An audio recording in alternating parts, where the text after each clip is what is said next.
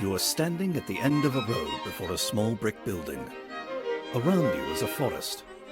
A small stream flows out of the building and down a gully.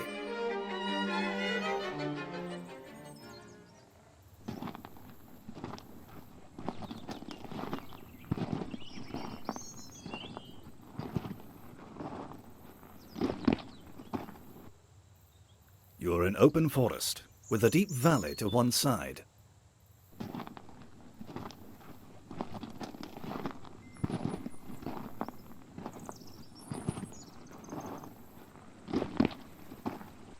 The door is closed. You are in a gentle valley near a stream tumbling along a rocky bed.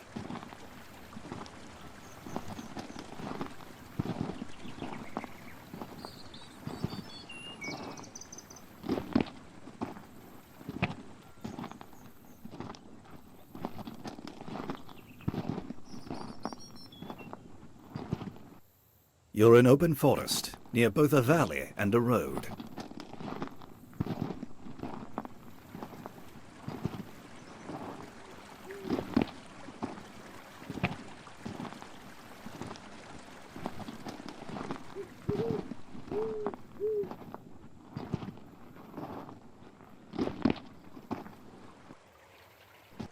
You're by a stream in a gentle valley.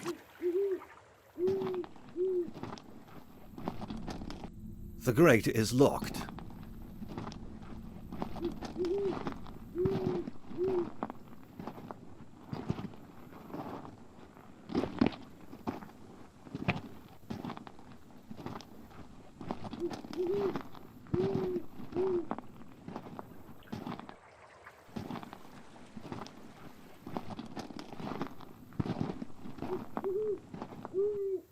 You're in a forest near a road.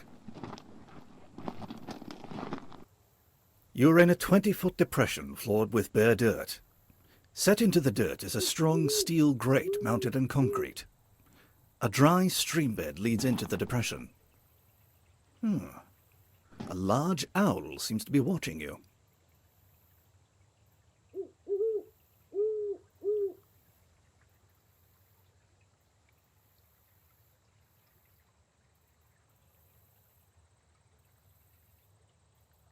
You're in a dry depression.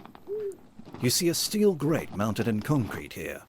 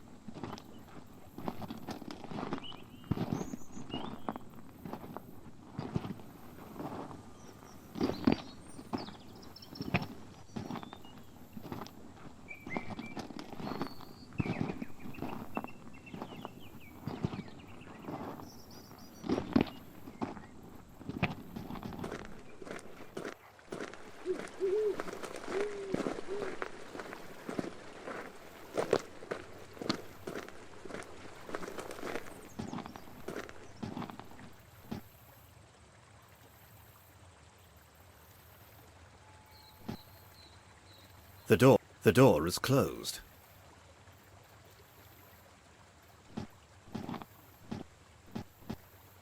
You see a small brick building. The door is closed. You're inside a building, a well house for a large spring.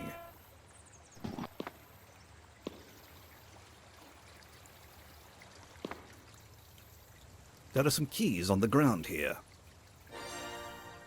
That is useless right now. There is a shiny brass lamp nearby. There is food here. That won't work here. You're inside a well house.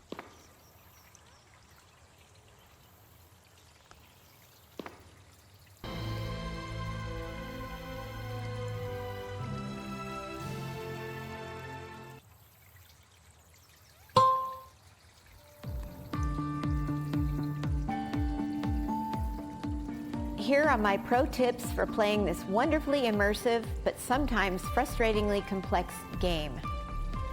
Tip 1. First things first. When you're asked if you'd like instructions, take them. It may seem tempting to jump right into the game, but trust me, the instructions will be a big help. Tip 2. Don't forget to keep a notepad and pen nearby. You'll want to take notes as you play. Tip 3.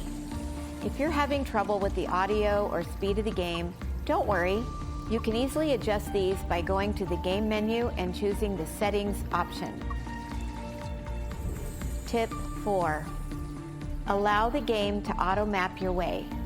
If you do, you can find the map in the upper left corner of the inventory screen on all versions except VR. On VR, it's the X or primary button on the left controller.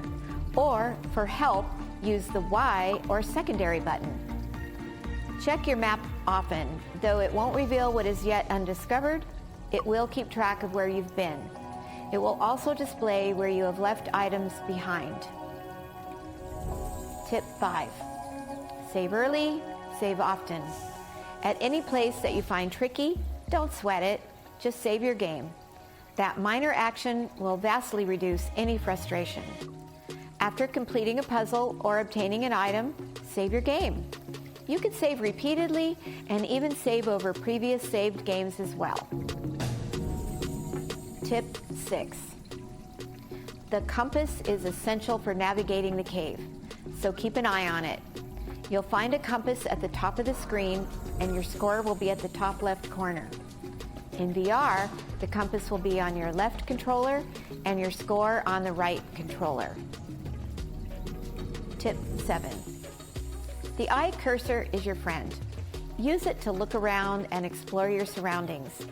The narrator will describe what you see. But when the eye glows over something, he will tell you even more. But remember, not everything you see is important. Some things are merely scenery. Tip 8.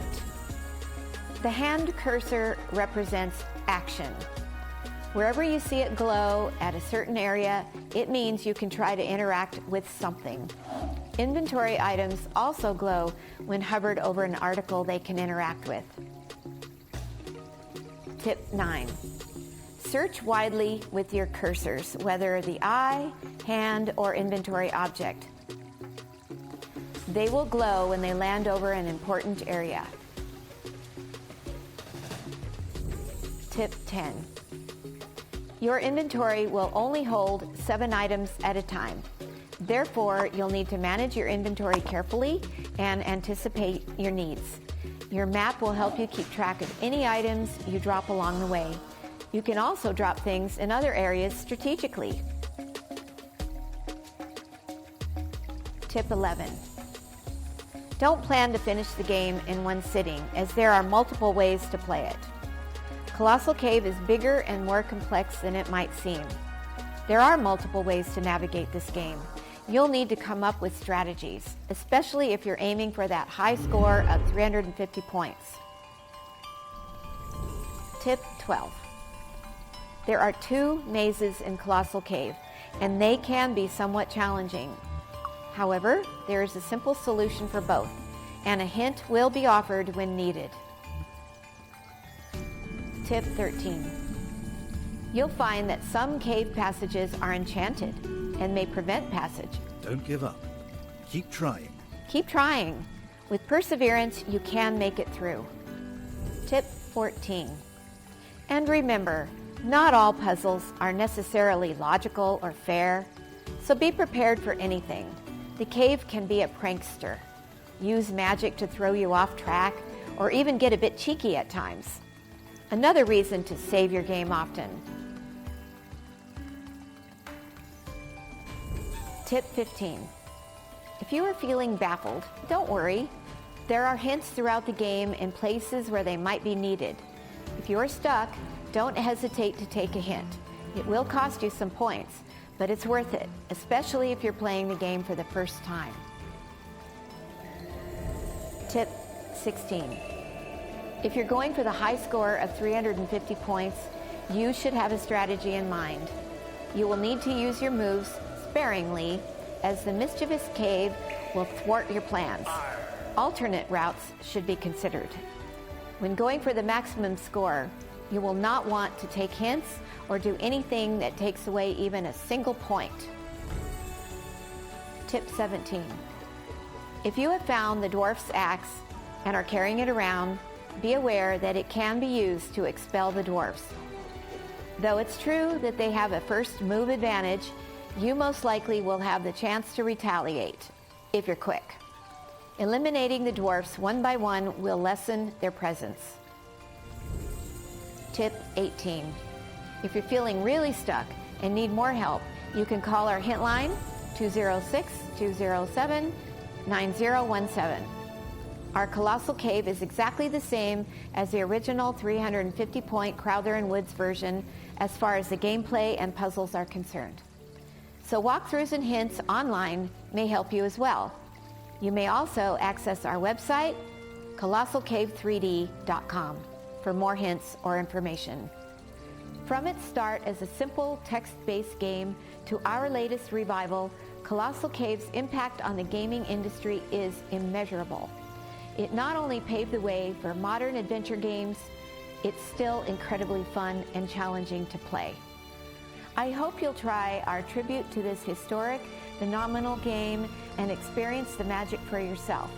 If you enjoy it, please give us an honest review.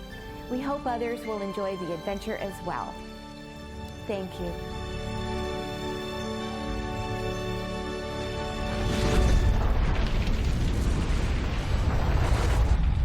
Colossal Cave, reimagined by Roberta Williams. The only way out is in.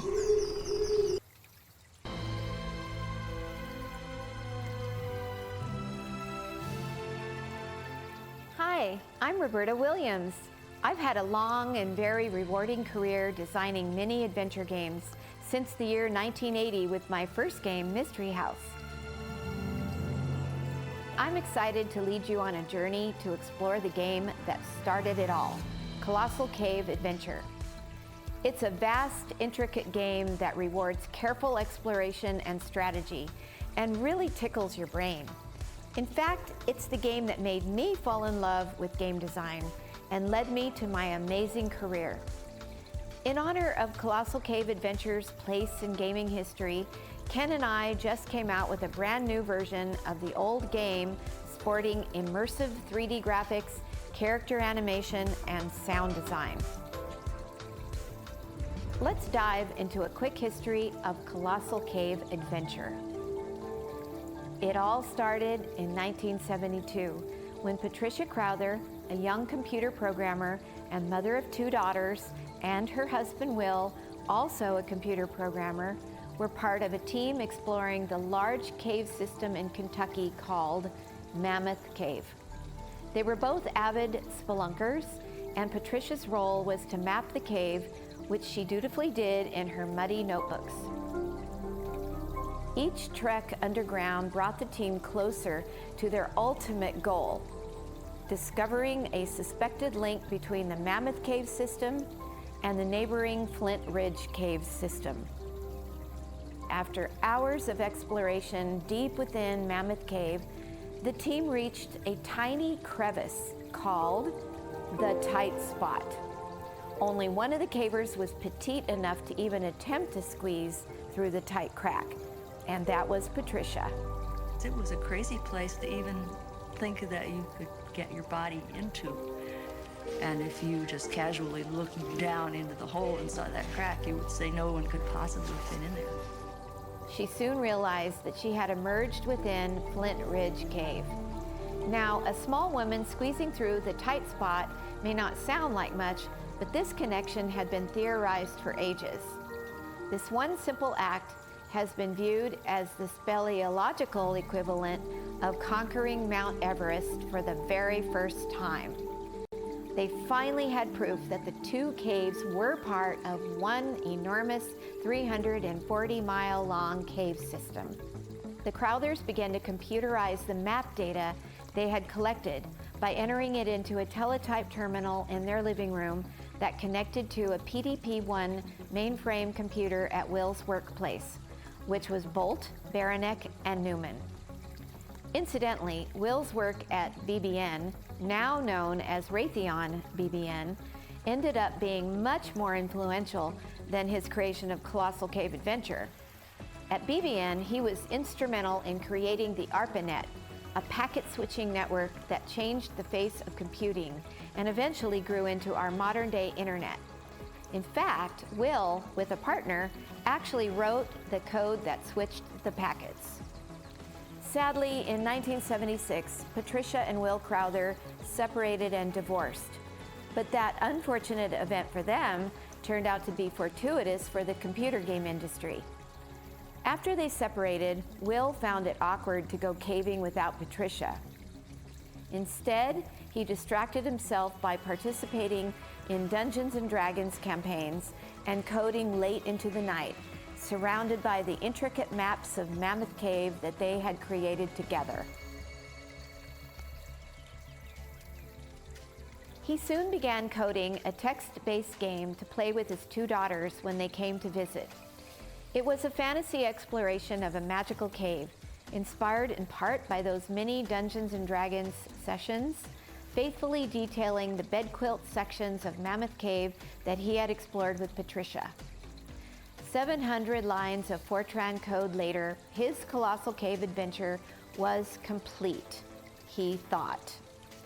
After finishing the game, Will saved a compiled version on his BBN work computer and then left for a month-long vacation. Upon returning, he realized that Colossal Cave had been discovered by people across the ARPANET. It was a phenomenon. From there, it rapidly spread through computer science labs across the country, stopping work for weeks at a time. The following year, Don Woods, an avid fan of the game, added final touches, including humorous prose, more fantasy elements, additional puzzles, but most importantly, a points-based scoring system. In 1979, Microsoft released their own version of the game, and in 1980, Apple did the same, hooking new players across the globe. It was around that time that I first encountered Colossal Cave Adventure. It was just after Christmas of 1979 when my husband Ken brought home a teletype machine to access the IBM 360 mainframe computer at his work. I started playing Colossal Cave on it and was instantly hooked. Not long afterward, we purchased a new Apple II computer and I switched over to playing Apple's version of Colossal Cave Adventure. I finished it with full points, 350. I was thrilled. That's when I realized that this text-based adventure game had completely changed my life. It kickstarted my own career as I went on to design the very first graphic adventure game, which I called Mystery House. Ken programmed it, and it helped to start our own company, Sierra Online. From its start as a simple text-based game to our latest revival, Colossal Cave's impact on the gaming industry is immeasurable. It not only paved the way for modern adventure games, it's still incredibly fun and challenging to play. I hope you'll try our tribute to this historic, phenomenal game and experience the magic for yourself. If you enjoy it, please give us an honest review. We hope others will enjoy the adventure as well. Thank you.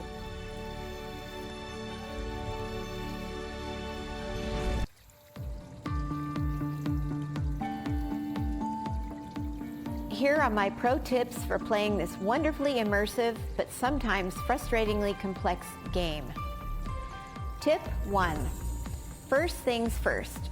When you're asked if you'd like instructions, take them. There's no use for that here. You're inside a well house.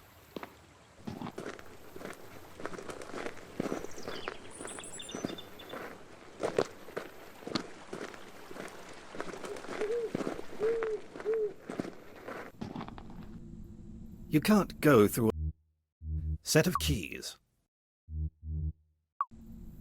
You have unlocked the grate.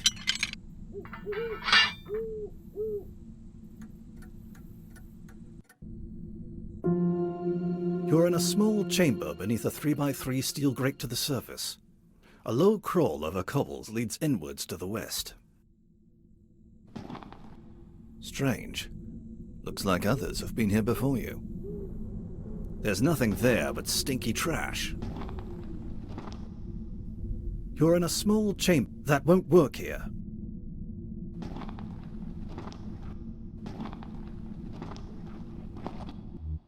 Brass lantern. Bottle of water.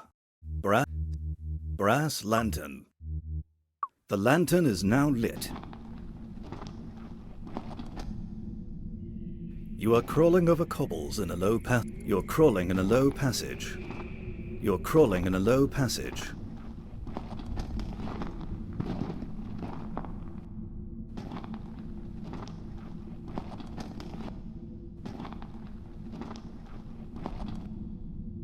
You are crawling over cobbles in a low passage.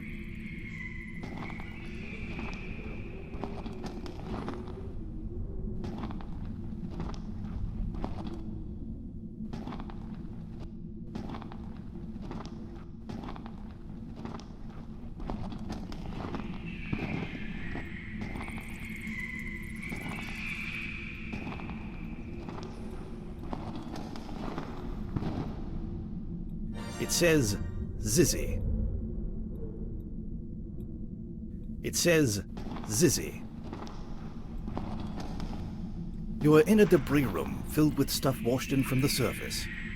A low, wide passage with cobbles becomes plugged with mud and debris here, but an awkward canyon leads upward and west.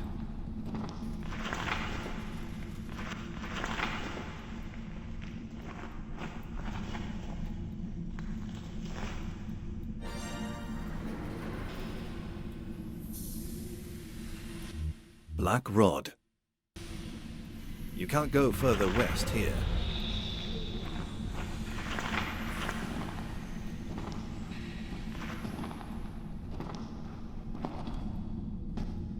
It says black rod. Nothing happens. That won't work here.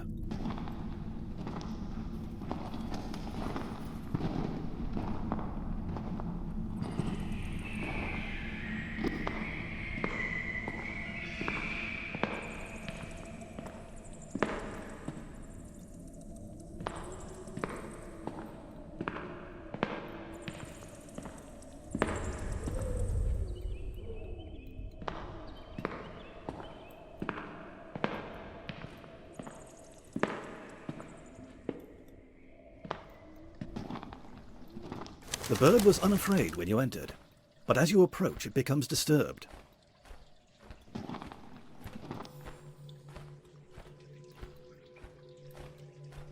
The little bird won't let you near it.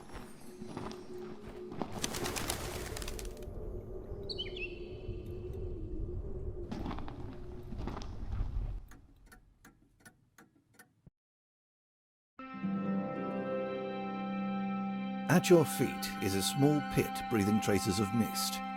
A white mist, usually water seen from time to time in caverns.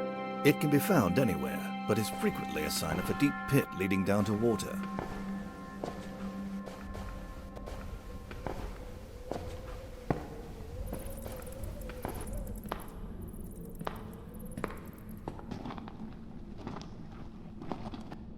Nothing happens.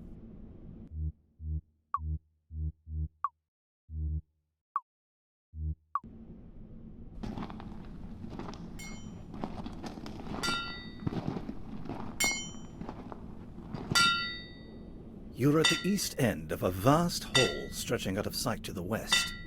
There are openings to either side. To the north, a cold wind blows up from a wide stone staircase leading downward.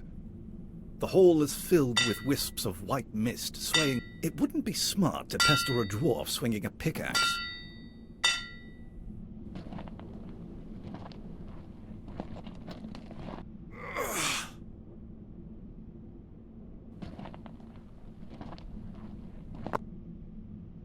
Whoa!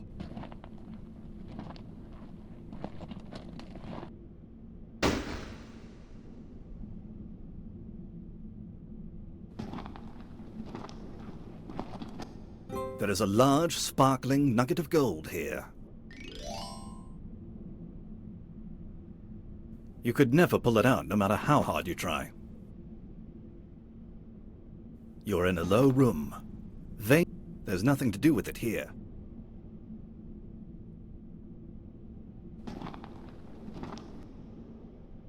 There's nothing to do with it here.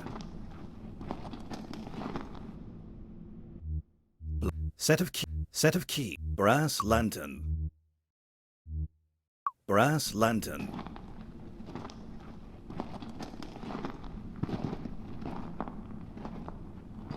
A little dwarf. Watch out!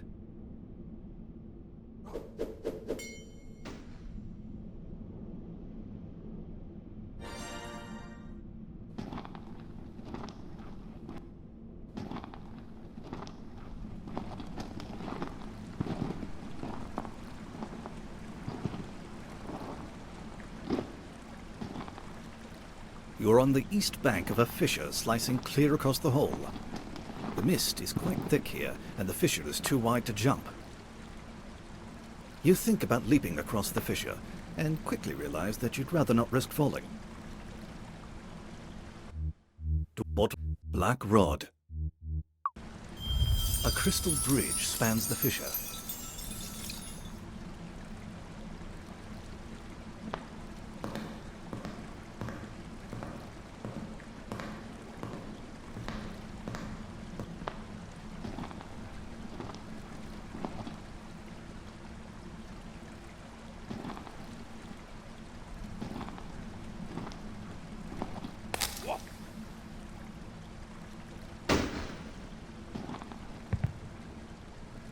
Sorry, you'll need to drop something before you can carry anything more. Sparkling diamonds festoon this hollow recess.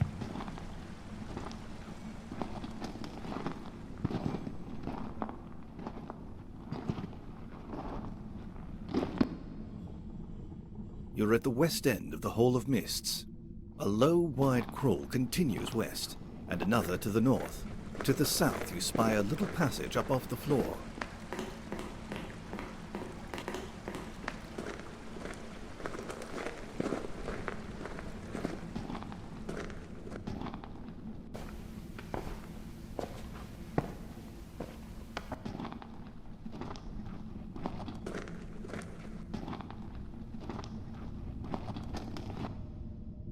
In the gloom, you can discern a mysterious hall, seemingly wrought by ancient hands.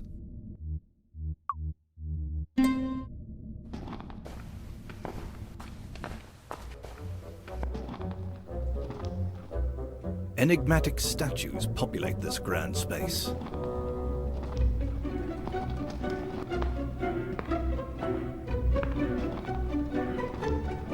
A huge green, fierce snake bars the way.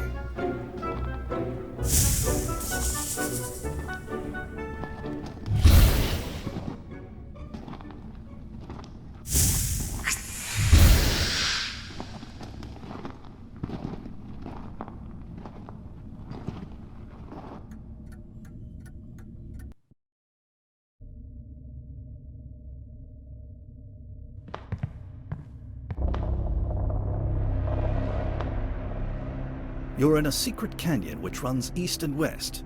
It crosses over a very tight canyon 15 feet below. If you go down, you may not be able to get back up. You're in a secret canyon which runs east and west. It crosses over a very tight canyon 15 feet below. If you go down, you may not be able to get back up.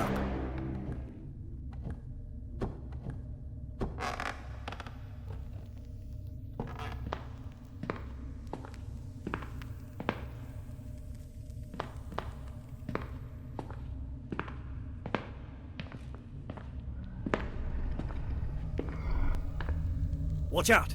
A huge dragon snoozes atop a beautiful Persian rug.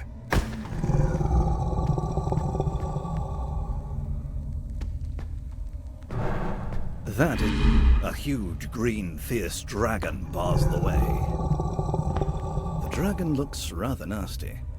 You'd best not try to get by.